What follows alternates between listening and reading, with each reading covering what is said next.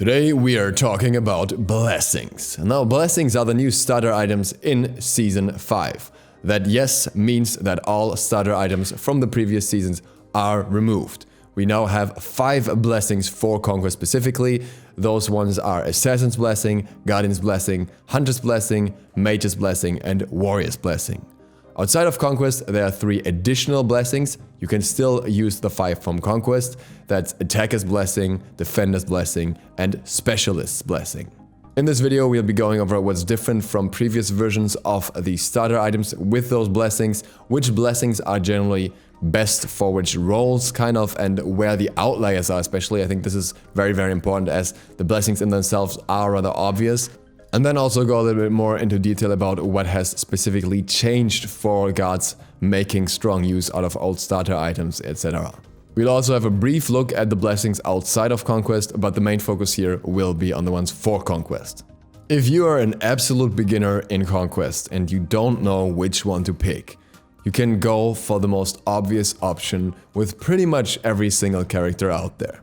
Any jungler can go for Assassin's Blessing, any support can go for Guardian's Blessing, any ADC, any Hunter can go for Hunter's Blessing, any Mage, any mid laner can go for Mage's Blessing, and any solo laner can go for Warrior's Blessing.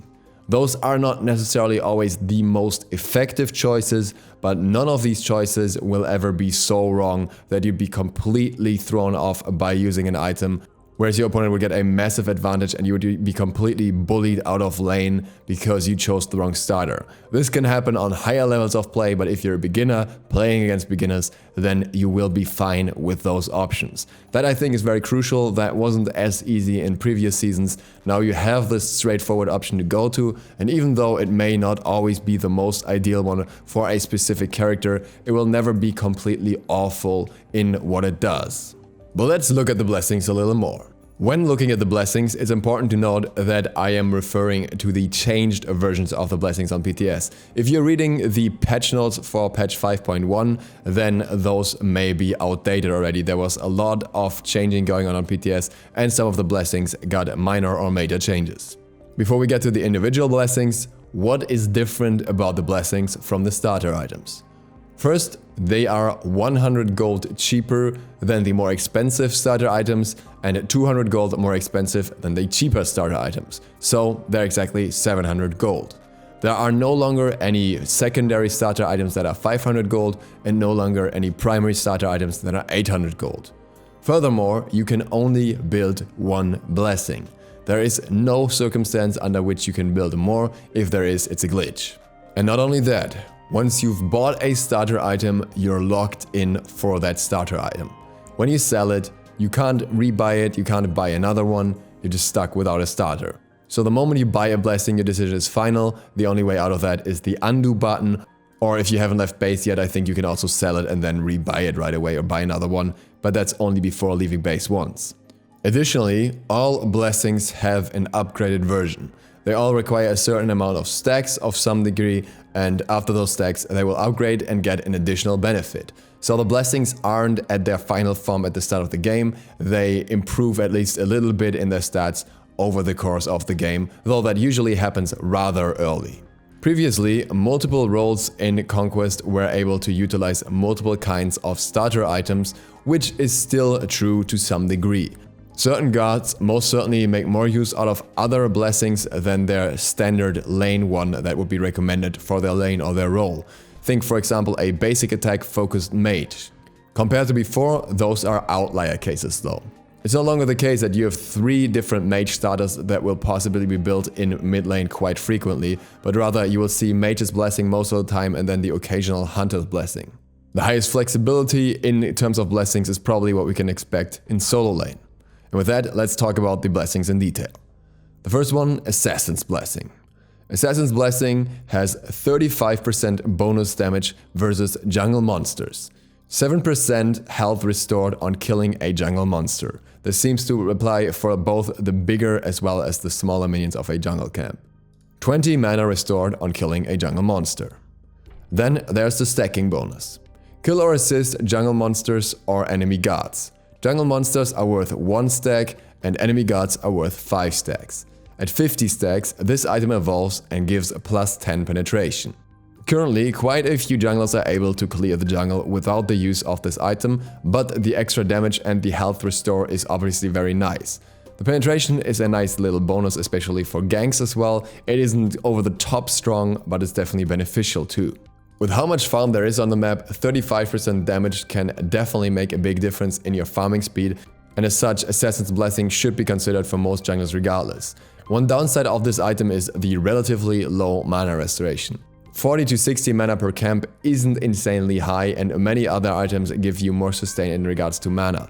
That is a drastic change from last season, where both Bumba's Mask had mana restore, as well as you being able to build a secondary starter item that would also give you some sort of mana restore, so that's something to get used to. The next one is Guardian's Blessing.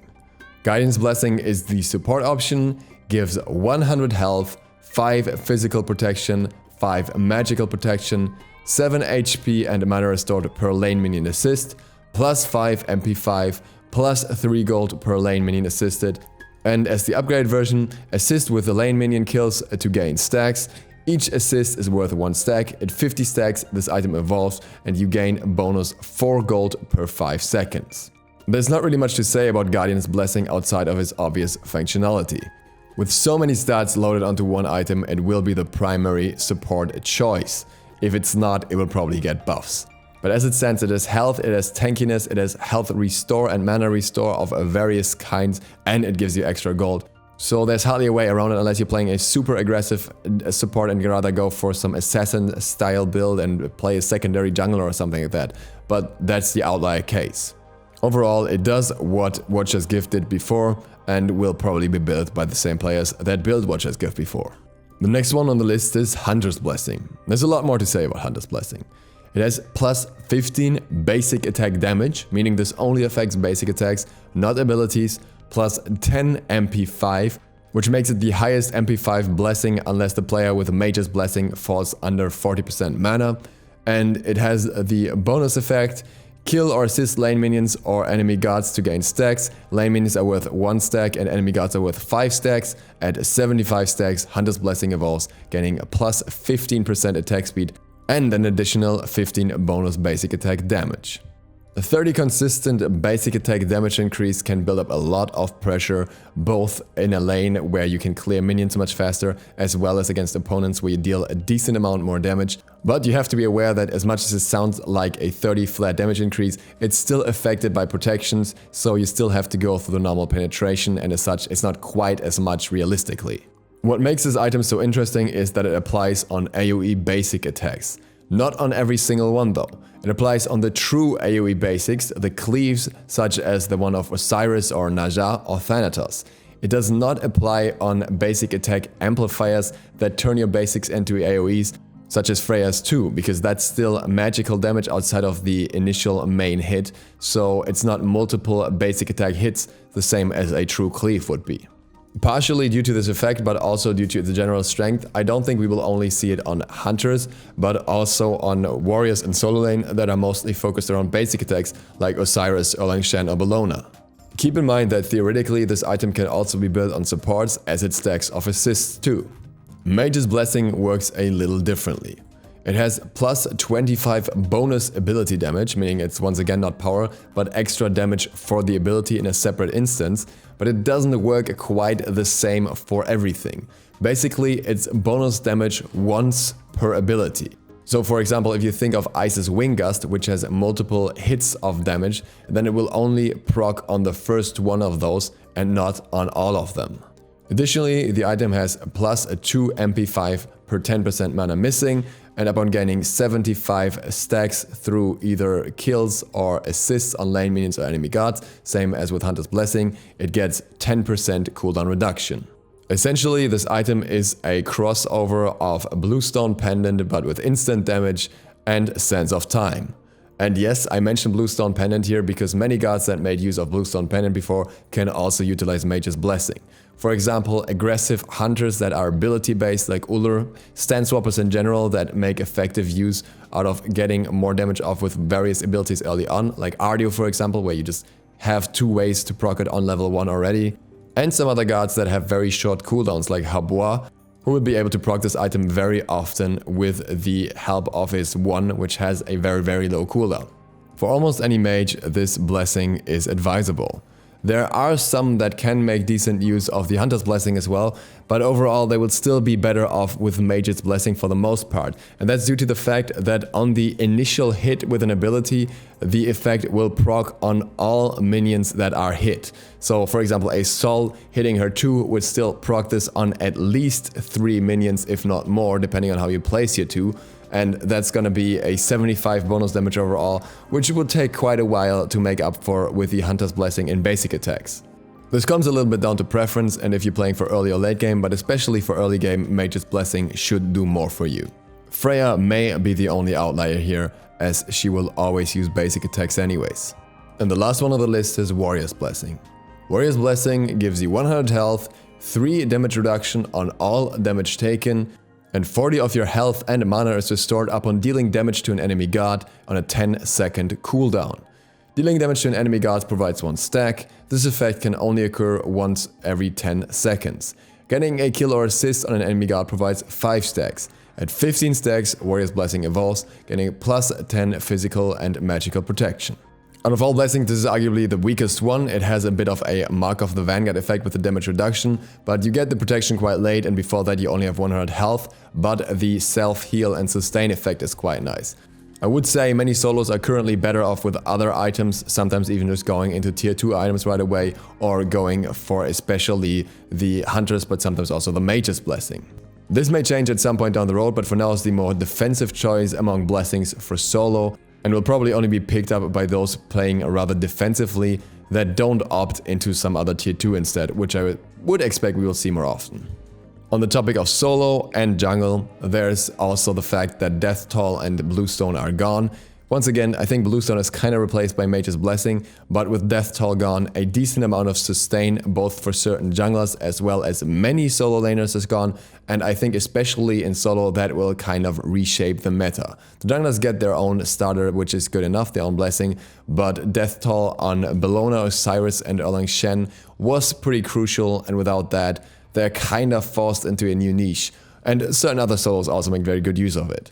We'll see what they can do if they primarily opt into Hunter's Blessing and are able to get more aggression out of that compensates for that, or if they end up opting into, for example, Warrior's Blessing after all and get more sustain. That's something you have to decide for yourself. I will probably mostly go into Hunter's Blessing now. For a very brief look at the non-Conquest Blessing, Attacker's Blessing gives plus 20 physical power or 25 magical power and can get up to 10 penetration through stacking with damage. Defender's Blessing gets 100 health, 10 physical and magical protection, and after a certain amount of damage mitigated, you get plus extra 100 mana and health. And Specialist Blessing gets plus 10 MP5, 10% cooldown reduction, and after a certain amount of damage or healing to your allies, you get 10% movement speed. All of these have their niches, but the effects aren't nearly as unique as the ones of the Conquest Blessing, so I don't feel like I have to talk about that much more, and if you want any of those stats, you just go for them. There's no explanation needed for them. And with that, thank you guys for watching. If you found this informative and you're new to the channel, feel free to click the sub button and maybe the bell, it really helps me out. Other than that, see you for the next one tomorrow. DukeSloth, out. So I actually figured out my demonetization issue and it was my outro. As such, feel free to click any of the links around here right now. There will be new outro music as soon as I find something nice. Until then, as you guys requested, I will do the outro music myself.